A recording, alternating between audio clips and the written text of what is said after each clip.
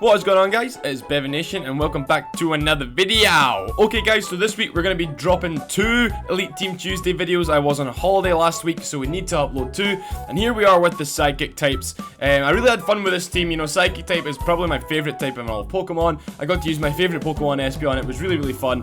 So you guys sit back, relax, and enjoy the video. Okay guys, so this first battle takes place against Flannery. Remember, all of these battles do take place on my Twitch channel, guys. So if you want to take part in any of these battles, you know, every single Tuesday, rock up to my Twitch channel at 4:30 PM GMT, www.twitch.tv/BevanNation. Okay guys, so I have led with my Bronzong, and I'm going up against a Golisopod now. Golisopod goes for the Sucker Punch straight off the bat. I'm like, no chance. This is literally like the cornerstone Pokemon of the team. This Bronzong, who, by the way, is one of my favourite Pokemon to use on this team. And we set up the Trick Room. So Golisopod goes for another Sucker Punch, and we're not having that, and we set up our Scummy Hypnosis. Basically, the plan with this Bronzong is to get the Trick Room off and then spread Hypnosis like wildfire. It really worked really well. It really worked really well. That's basically what we have to say. It worked really well, and throughout all of the battles, it was a really strong Pokemon.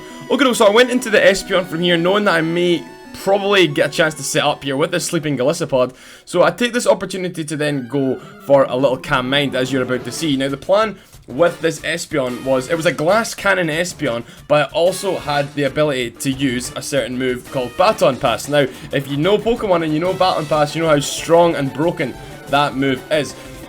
So it goes to the next one. The Golisopod actually wakes up and goes for a Leech Life. Now I was like, I did not expect it to wake up, but luckily it does go right down to the Focus Sash, because, like I say, Glass Cannon, and the kind of principle of this Pokemon is to do damage and then pass on the stats. Anyway, we do use our Baton Pass eventually. You know, we do have a +1 in Special Defense and Special Attack, and we go into Gardevoir. Now, Gardevoir being such an elegant Pokemon and arguably one of the better Psychic Megas, you know, I'm trying to think, yeah, like, you know, Alakazam, I really do prefer Mega Gardevoir to Mega Alakazam and all the other Psychic Megas. It is really strong. And it looks fantastic, you know. I don't have the shiny one, unfortunately, but it has a great shine to it as well. And this time, finally, Golisopod connects with a Sucker Punch. Does really good damage, but remember, we've got +1 in Special Attack now, and its Special Attack is already crazy high, so that one Thunderbolt takes out the Golisopod. So yeah, pretty strong start from us. We've managed to cause some problems with our Bronzong, and now we've got our Mega Pokemon out. Okay, so I totally forgot at this stage that Ampharos could even Mega Evolve, so I actually opted to go for a Psychic move and not a Fairy move. I really wish I went for a Fairy move, because we could have just one-banged that Ampharos straight off the field. And it does have the Mold Breaker ability, you know. Look at those luscious locks, guys. Look at them. Anyway, we go for the Size Shock right there. Like I say, I totally forgot that this could even Mega Evolve, and it goes into a Dragon type when it Mega Evolves. And it goes for a Signal Beam. Now, this does a lot more damage than I expected, and that is because it was a critical hit, so I was kind of taken aback by it, kind of a little bit worried. And now Flannery does withdraw that Ampharos. So kind of now that I was kind of expecting that Ampharos to be Dragon, I was like, oh yeah, Hyper Voice straight away.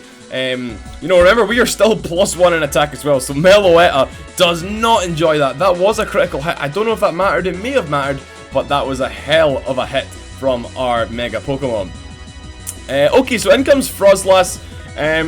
Annoying Pokemon because they're so fast. The problem with Frozlass is that they're fast and they can hit really hard as well, as seen here. You know, that Shadow Ball just takes us straight out of the game. Gardevoir goes down. It did okay. I probably could have used it a little bit better, but I'm happy with how it performed. And now we can go back into our Bronzong. Okay guys, 3 guesses for what you think is going to be coming from our Bronzong right now.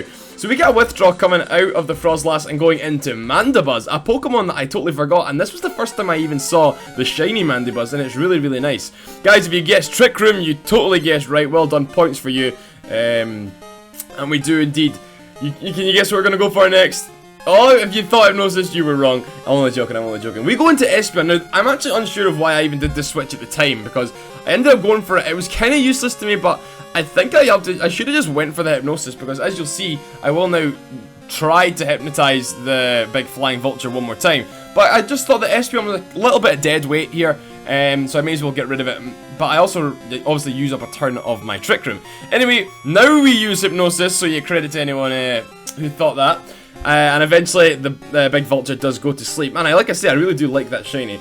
So, Bronzong is working 100% like capacity. It's doing so well, spreading the Hypnosis here, there, and everywhere. And now we're going to switch out and go into one of my favourite psychic types of all time.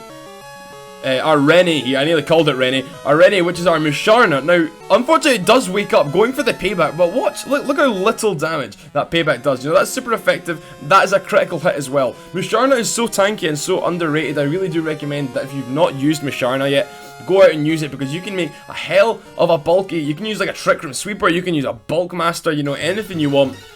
Musharna plays the roles really, really well. And I really do like it, and I really would like to see more people use it in competitive play. It may not be viable, but we'll see. So look, there's the U-turn, hardly doing anything to Musharna. That will go back into our opponents there, and we will now see a Mismagius. Now, this is a Pokemon I know that can cause actually a little bit of problems against us, so we do recover with the leftovers there. Obviously, the Trick Room is still up, so we're still a little bit faster. However, it does now go back to normal, so at this stage I'm like, yeah, I really do not want to stay in to fight this Mismagius. We are more defensively bulky than we are specially defensive. So I now go into Malamar. Man, you can't run a Psychic team without using Malamar, you know, especially a contrary Malamar. I think everyone knows that if you're going to be running a Psychic mono team, this Pokemon tends to be there as your physical physical powerhouse. We go for a big knockoff on this Magius. That takes out in one hit, you know, a very, very, very weak Pokemon defensive wise. And that goes down straight one. And we get rid of the Miracle Seed there. Interesting item to boost the power of that Energy Ball. Very nice to see. So in comes Ampharos. Now, I was like, we're definitely going to be faster, even out with the Trick Room. Ampharos is slow.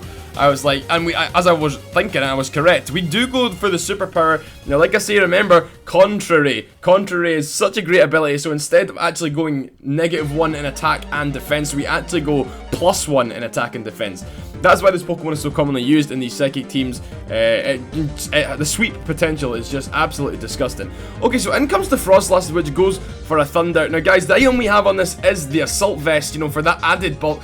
Look how little that Thunder does, you know, that is crazy. Absolutely crazy. We go for a foul play. I was expecting to take it out, but it just holds on, unfortunately. And, of course, the Cursed Body comes in, so we can no longer use foul play. So, GG on our opponent's part. I really thought that Frostlass was going to go down there, but unfortunately not.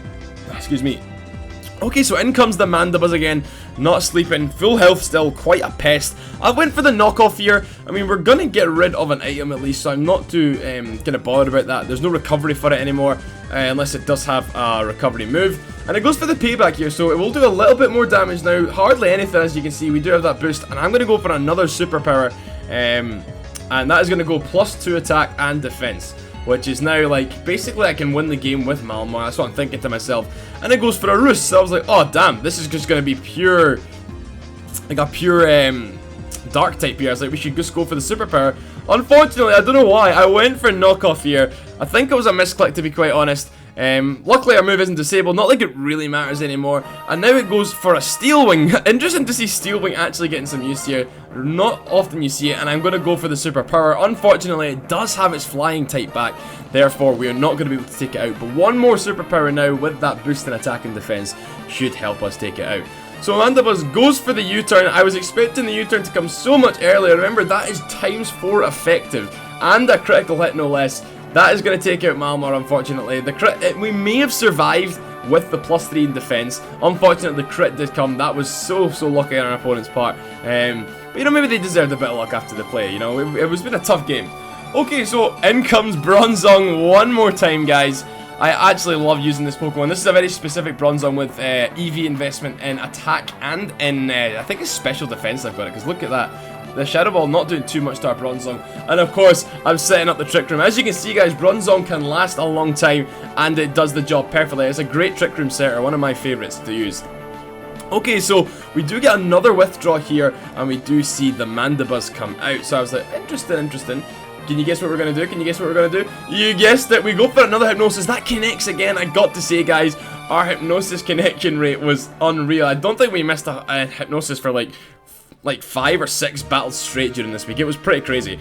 Okay, so now I can say that it's done its job. I can now bring in Renee one more time. That is the Musharna, guys.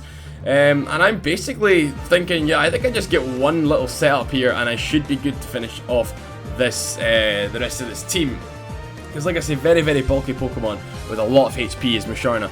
Okay, so we get a withdraw, which is totally fine on my part, and we do get to see the Frostlass come back in. It's on very low health, not threatening us too much. At this point, I go for Dazzling Gleam. that will be enough to take out the Frozlass, meaning that all that's left is the big scary pink vulture with that lovely shine. And we do have that leftover recovery as well. Like I say, guys, like Musharna, once you set up with Musharna, it's so hard to kind of get it to leave the field. Like I say, if you've not used it, go out and do give it a shot. It is a great Pokemon.